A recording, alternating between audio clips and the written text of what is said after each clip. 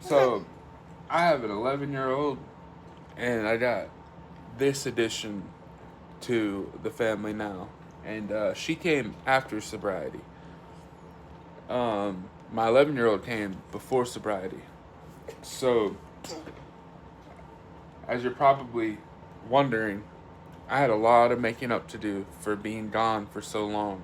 Um, so I think about 4 to 5 months after my sobriety, I got custody of my 11-year-old daughter, and she was in a bad spot with her mom, and so it was time for me to step up, And in that fourth month of my sobriety, I also found out that I had another one on the way, with my fiance Chastity that I got sober with, and the crazy thing is Chastity was pregnant going into rehab, and we just didn't know about it.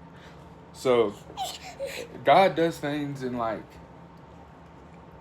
a pattern, You can't match God's pattern, man, because everything happens, I feel like for a reason.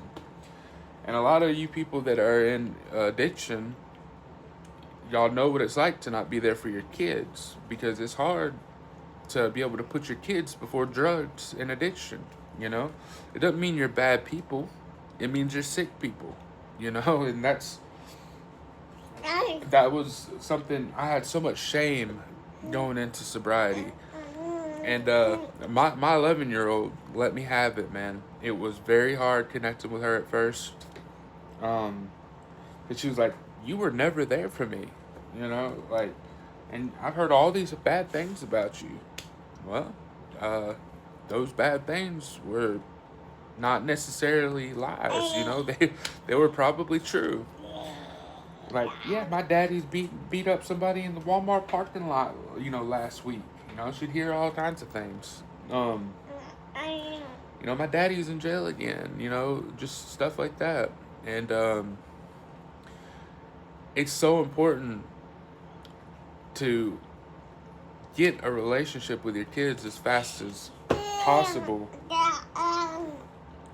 but not to do it out of the range of when you are actually able to, you know.